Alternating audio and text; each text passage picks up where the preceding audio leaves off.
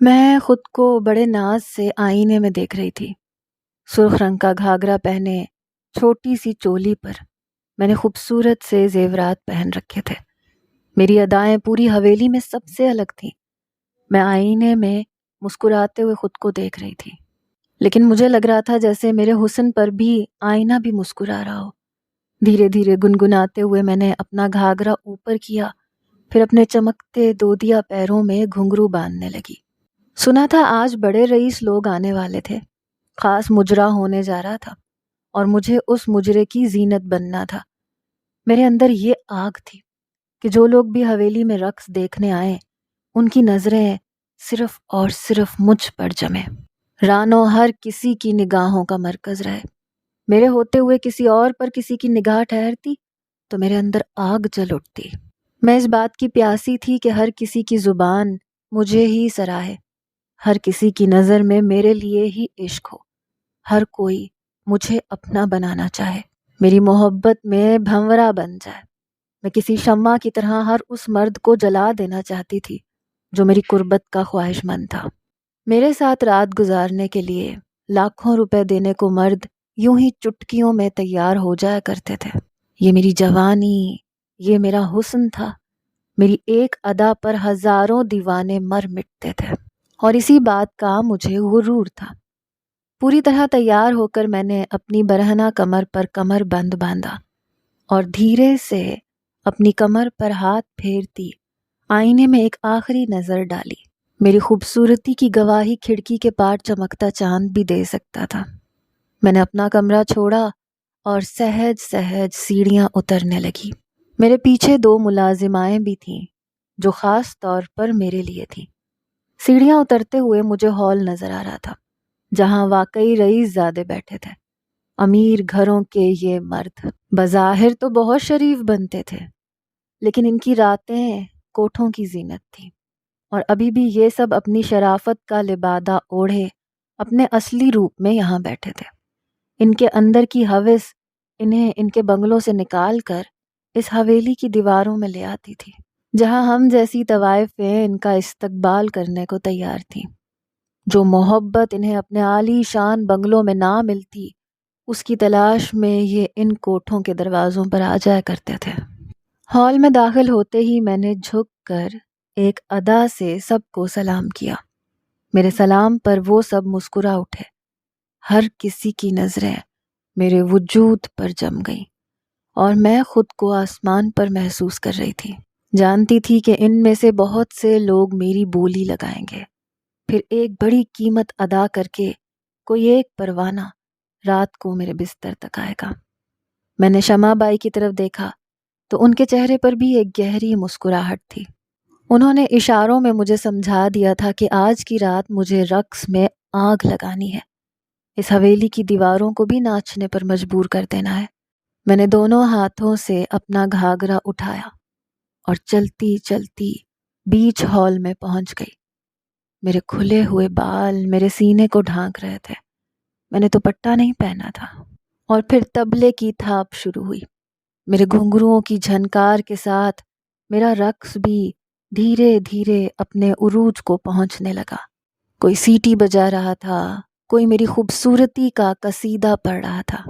میں ناچتے ناچتے ایک ایک آدمی کے پاس جاتی اور وہ میرے کپڑوں میں کہیں نہ کہیں نوٹ پھنسا دیتا۔ ایسے ہی رقص کرتے میں ایک مرد کے پاس پہنچی جو تقریباً 40 سال کا تھا۔ اس نے دھیرے سے نوٹوں کی ایک گڈی میری چولی کھینچ کر اس میں پھنسائی، اور پھر میں واپس اپنی جگہ پر آ گئی۔ میرا لباس نوٹوں میں بھر چکا تھا۔ نوٹوں کی بارش اب بھی جاری تھی۔ 2 گھنٹے تک بنا رکے میں نے رقص کیا۔ لاکھوں روپے مجھ پر نچھاور ہو چکے تھے۔ 2 گھنٹے بعد جب میں تھک کر زمین پر بیٹھی تو ہر کوئی مجھے داد دے رہا تھا۔ میں نے ایک نظر شمع بائی پر ڈالی جو منہ میں پان دباتے مجھے اشارے سے مبارکباد دے رہی تھی۔ میں جان گئی تھی کہ میں نے محفل لوٹ لی ہے۔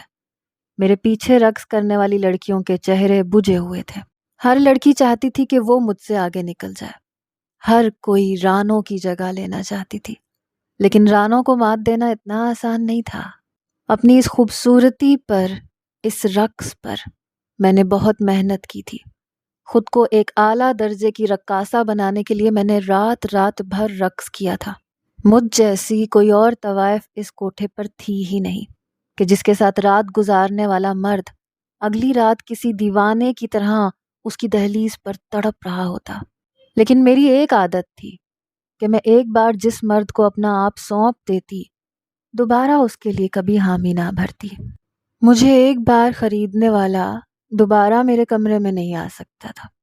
میں ایک مرد کو ایک ہی بار نصیب ہوتی تھی، اس لیے میرے بہت سے عاشق، بہت سے پروانے روز یہاں مجھے دیکھنے کے لیے آیا کرتے ہیں۔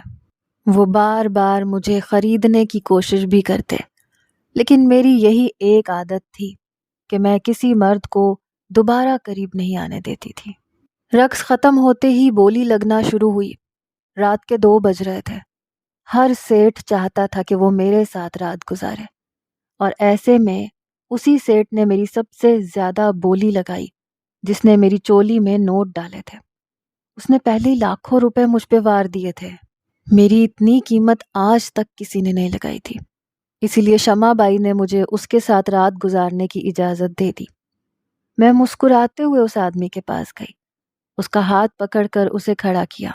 باقی سب حسرت بھری نگاہوں سے ہمیں دیکھ رہے تھے۔ پھر میں اس کا ہاتھ پکڑ کر دھیرے دھیرے سیڑھیاں چڑھنے لگی۔ وہ میرے ساتھ ساتھ کمرے میں پہنچا۔ کمرے میں پہنچتے ہی میں نے اسے بیڈ پر بٹھایا، دروازہ بند کر کے کنڈی چڑھا دی۔ نہ میرا ہاتھ کانپا، نہ دل دھڑکا۔ میں پوری طرح خود اعتماد تھی۔ یہ میرا روز کا کام تھا، پھر بھلا ہچکچاہٹ کیسی؟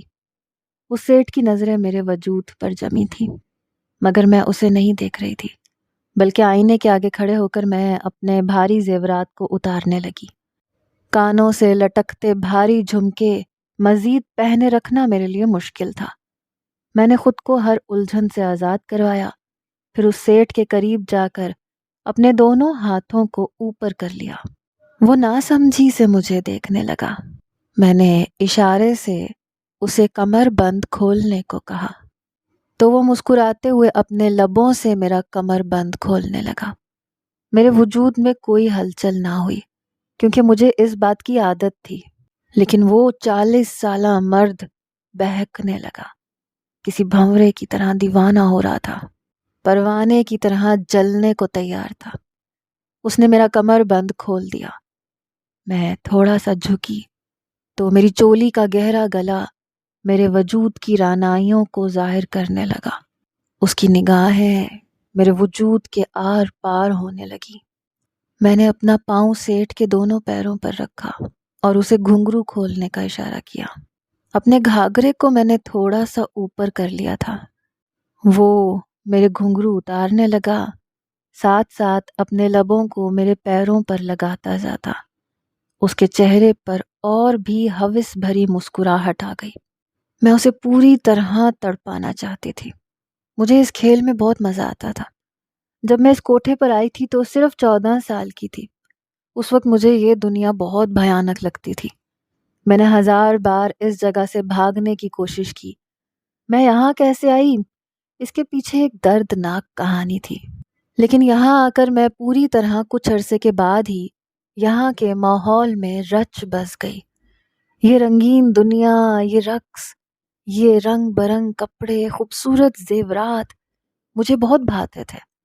پھر ہر رات ایک نئے مرد کو لبھانے کے لیے ادائیں دکھانا میرے لیے ایک مزے کا کام تھا۔ مجھے اس دنیا میں بہت کشش محسوس ہونے لگی تھی۔ جب پہلی بار میں یہاں آئی تھی تو ایک معصوم سی بچی تھی، 2 چٹیاں باندھے، قمیض شلوار چادر پہنے، میں کسی گڑیا جیسی تھی۔ پھر جب پہلی بار شمع بائی نے میرے ہاتھوں میں گھنگرو پکڑائے تو میرے ہاتھ بری طرح کانپے تھے۔ میں نے انہیں منع کر دیا تھا کہ میں یہ سب نہیں کر سکتی۔ تب شمع بائی نے مجھے دونوں بازوؤں سے پکڑ کر میری آنکھوں میں آنکھیں ڈال کر کہا تھا کہ تو یہ سب بھی کرے گی اور ایک دن اس کوٹھے پر راج بھی کرے گی۔ تیرے جیسی شہزادیاں تو نصیب سے ملتی ہیں، میں تجھ جیسے ہیرے کو کھونا نہیں چاہتی۔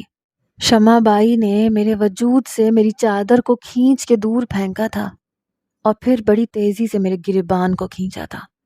شمع بائی کی اس حرکت پر میں خوفزدہ ہو گئی تھی، لیکن ان کے چہرے پر مسکراہٹ تھی۔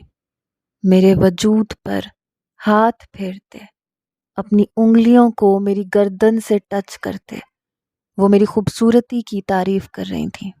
شمع بائی نے مجھے دیکھتے ہی کہا تھا کہ 14 سال میں تو ایسی قیامت ڈھاتی ہے، تو جب 17 کی ہوگی تو کیسی آگ لگائے گی؟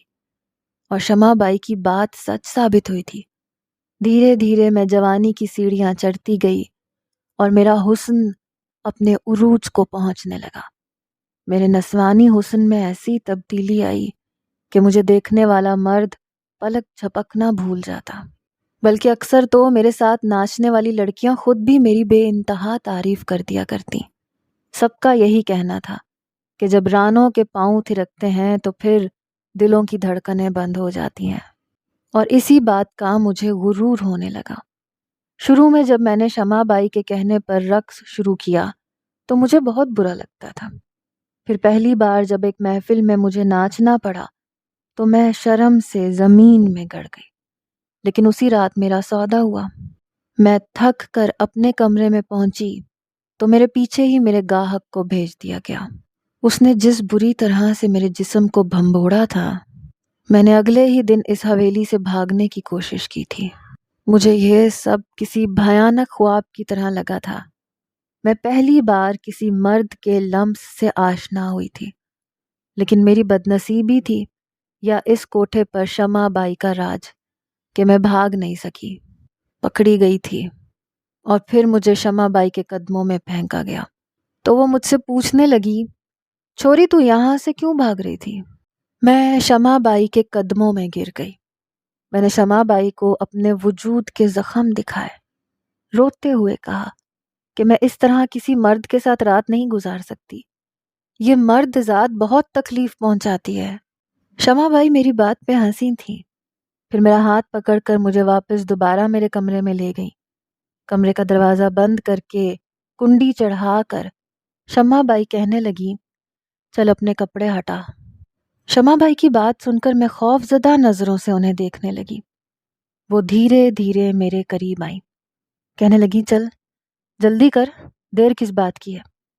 میں نے گھبرا کے پوچھا، کیوں؟ تو وہ کہنے لگی، میں آج تجھے بتاؤں گی کہ عورت کو تکلیف کب نہیں ہوتی۔ یہ مرد ذات عورت کو تکلیف نہیں پہنچا سکتی، عورت خود مرد ذات کو دعوت دیتی ہے کہ اس کو تکلیف پہنچائے۔ اور پھر شمع بائی کے غصے پر میں نے اپنے کپڑوں کو خود ہی ایک طرف پھینک دیا۔ شمع بائی نے کہا، بستر پر سکون سے لیٹ جا اور گہری گہری سانسیں لے۔ میں نے شمع بائی کی بات پر عمل کیا تو وہ خود مجھ پر جھک گئیں، کہنے لگی، یاد رکھنا، تو بلی کی طرح پنجے مارے گی تو اگلا شیر بن جائے گا، تجھے شیرنی بننا ہے۔ کبھی شیرنی کو دیکھا ہے وہ جنگل میں کیسے سکون سے بیٹھتی ہے؟ اسے کسی کا خوف نہیں ہوتا، وہ خود کو حالات پر چھوڑ دیتی ہے کیونکہ اسے پتا ہوتا ہے کہ حالات اس کی مرضی سے چلیں گے۔ تو بھی اپنے آپ کو ہر مرد کے آگے کسی شیرنی کی طرح پیش کرنا، پھر دیکھنا وہ خود بھیگی بلی بن جائے گا۔ میرے کان پر جھکتے شمع بائی دھیرے دھیرے مجھے وہ ادائیں، وہ انداز بتا رہی تھیں جس سے میں کسی مرد کو پوری طرح دیوانہ بنا سکتی تھی۔ شمع بائی نے مجھے ہر وہ گر سکھایا جو شاید انہوں نے اس کوٹھے کی کسی دوسری لڑکی کو نہیں سکھایا تھا۔ ان کے لیے میں ان کی شہزادی تھی، بہت خاص، جس کی وجہ سے اس کوٹھے کی قسمت بدلی تھی۔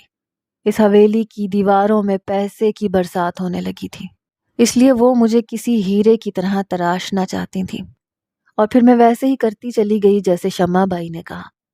انہوں نے مجھے اپنے کام سے مزہ لینا سکھایا۔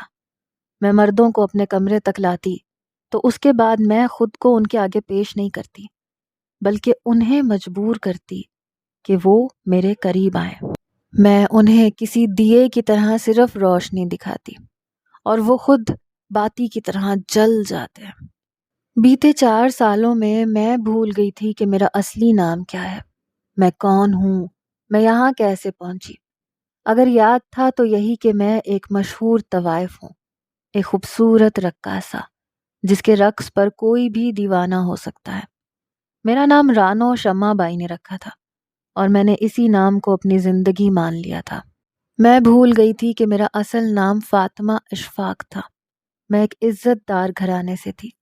ہم بہت امیر نہیں تھے، لیکن میرے ماں باپ نے مجھ سے بہت محبت کی تھی۔ میں اپنے ماں باپ کی اکلوتی لاڈلی بیٹی تھی۔ میں نے اپنی زندگی میں ہر وہ چیز حاصل کی تھی جو میں چاہتی تھی۔ میرے باپ نے مجھے رانیوں کی طرح رکھا تھا، لیکن پھر ایک دن اسکول سے واپسی پر اچانک ہی ایک گاڑی والے نے مجھے گھسیٹ کر اپنی گاڑی میں ڈالا اور اس کے بعد مجھے کچھ ہوش نہ رہا۔ جب ہوش آیا تو میں نے خود کو شمع بائی کے کوٹھے پر پایا۔ پھر دھیرے دھیرے وقت کے ساتھ ساتھ یہی کوٹھا میری زندگی بن گیا۔ میری چھت، میرا گھر، سب کچھ یہ حویلی تھی جہاں میں اپنے آپ کو کسی شہزادی کی طرح تصور کرتی تھی۔ اب بھی کمرے میں لانے والے مرد کے پیروں پر اپنا پیر رکھ کر میں نے اسے مجبور کر دیا تھا کہ وہ اپنے لبوں سے میرے تلوے چاٹے، اپنے آپ کو میرے قدموں میں نچھاور کرتے، اور وہ بالکل کسی دیوانے عاشق کی طرح میرے پیروں سے گھنگرو اتارتے میرے پیروں کو چوم رہا تھا۔ اس نے گھنگرو اتار کر رکھے تو میں ایک ادا سے اس کی گود میں بیٹھ گئی۔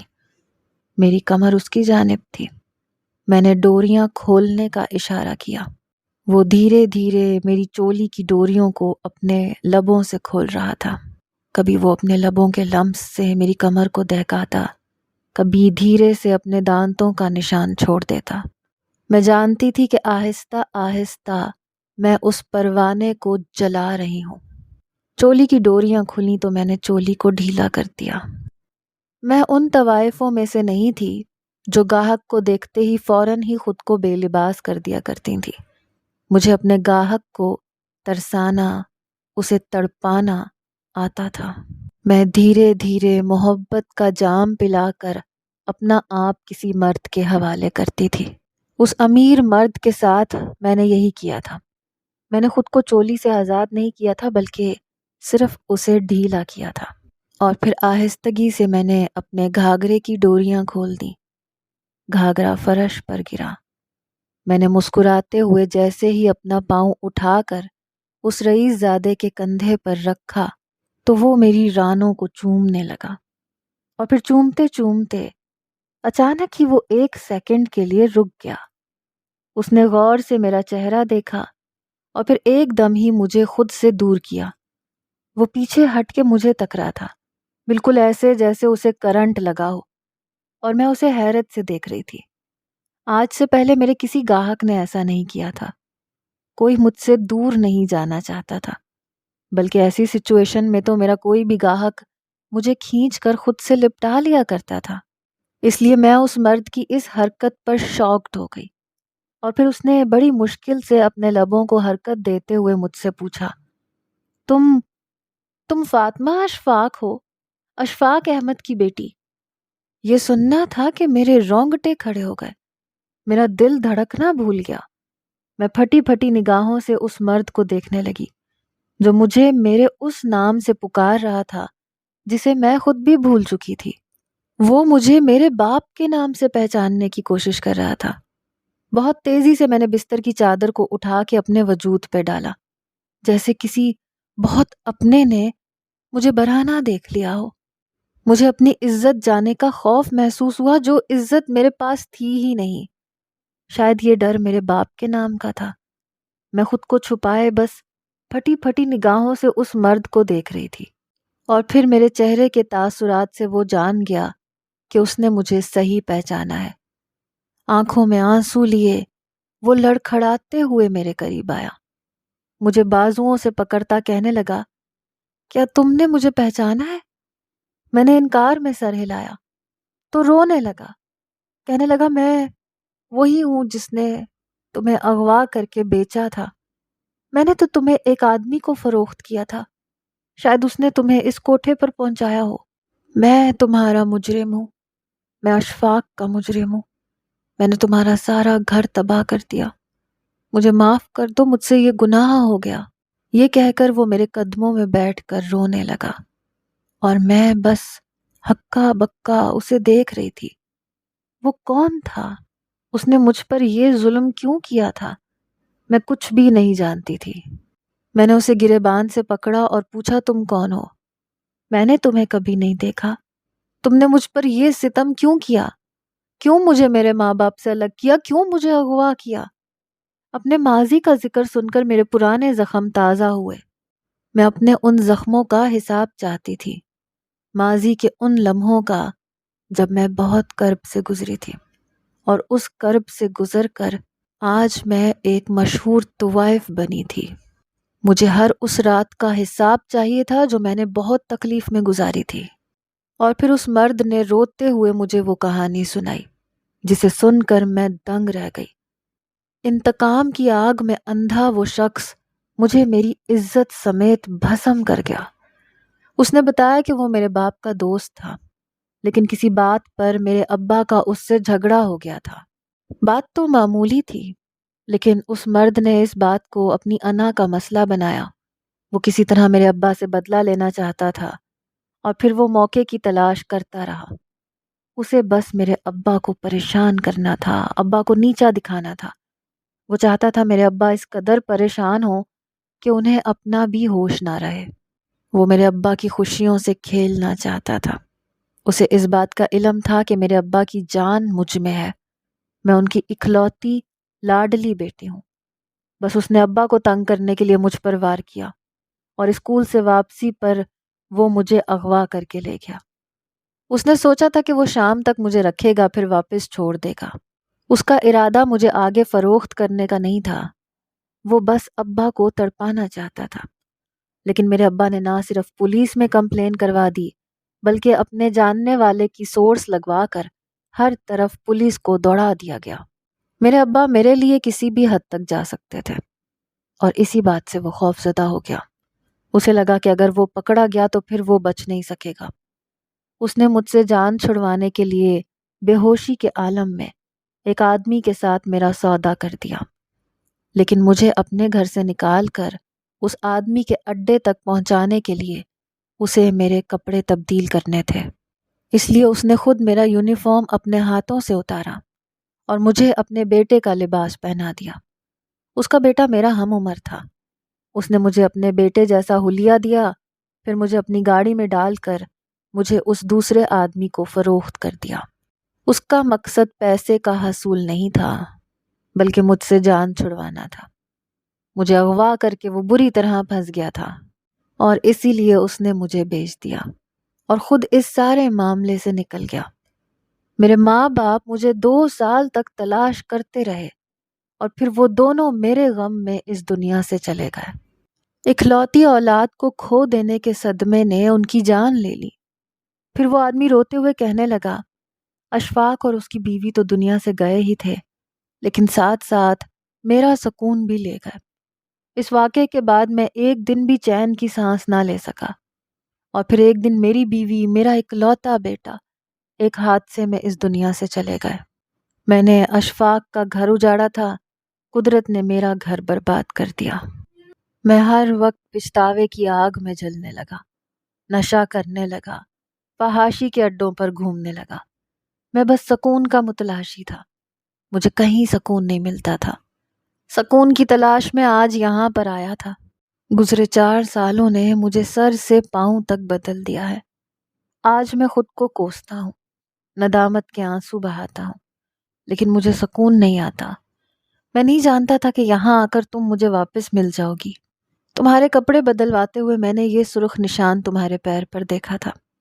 دراصل یہ کوئی جلا ہوا نشان ہے، اس لیے میرے ذہن میں رہ گیا تھا، اور اسے دیکھتے ہی میں تمہیں پہچان گیا۔ 4 سالوں میں تم کافی بدل گئی ہو، بہت جوان ہو گئی ہو، لیکن یہ نشان ویسے کا ویسا ہی ہے۔ یہ کہہ کر وہ میرے قدموں میں بیٹھ کر معافی مانگنے لگا، اور مجھے سمجھ نہ آیا کہ میں کیا کروں، اسے معاف کر دوں یا سزا دوں، یا پھر اس کی جان لے لوں، جس کی وجہ سے میں ایک عزت دار اور شریف لڑکی سے ایک طوائف بن گئی۔ میرے ماں باپ اس دنیا سے چلے گئے، لیکن پھر میں نے اس آدمی کی طرف دیکھا تو وہ مجھے قابل رحم لگا۔ اس کی اپنی بیوی اور بیٹا بھی اس دنیا میں نہیں رہے تھے۔ پچھتاوے کی آگ اسے جلا رہی تھی، پھر بھلا میں اسے اور کیا سزا دیتی؟ وہ تو خود اپنی لگائی ہوئی آگ میں جل چکا تھا، میں نے اس سے کہا کہ یہاں سے دفع ہو جاؤ اور دوبارہ میرے سامنے نہ آنا۔ وہ کہنے لگا میں تمہیں یہاں سے لے جانا چاہتا ہوں، تمہیں عزت کی زندگی دینا چاہتا ہوں، میں تمہیں اپنی بیٹی بنا کے رکھوں گا، میں اپنے گناہوں کا کفارہ ادا کروں گا۔ میں نے ایک نظر اس پر ڈالی اور کچھ نہ کہا اور خود کمرے سے نکل گیا۔ نہ جانے شمع بائی کے ساتھ اس نے کیا بات چیت کی کہ کچھ دیر بعد شمع بائی میرے پاس آئی اور میرے سر پر ہاتھ رکھ کر کہنے لگی کہ اب تم اس حویلی کی دیواروں سے آزاد ہو۔ اور پھر وہ آدمی مجھے اپنے گھر لے گیا۔ اس نے مجھے عزت کی زندگی دی، بیٹی بنا کے رکھا۔ اب میں 20 سال کی ہو چکی ہوں اور میں اس آدمی کے گھر پر رہتی ہوں۔ وہ میری شادی کروانا چاہتا ہے، لیکن مجھے نہیں لگتا کہ مجھ جیسی لڑکی کو شادی کرنی چاہیے۔ یہ بات میں اچھی طرح سے جانتی ہوں کہ میں کس جگہ سے نکل کر یہاں آئی ہوں۔ آپ لوگ بتائیں کہ کیا مجھے اب شادی کے لیے حامی بھرنی چاہیے؟ کیا میرا دردناک ماضی کبھی میرا پیچھا چھوڑے گا؟ کیا اگر میرے شوہر کو میری سچائی پتہ چل گئی تو وہ مجھے قبول کرے گا؟ کیا اس معاشرے میں کسی کے اندر اتنا ظرف ہے کہ وہ ایک طوائف کو معاف کر سکے؟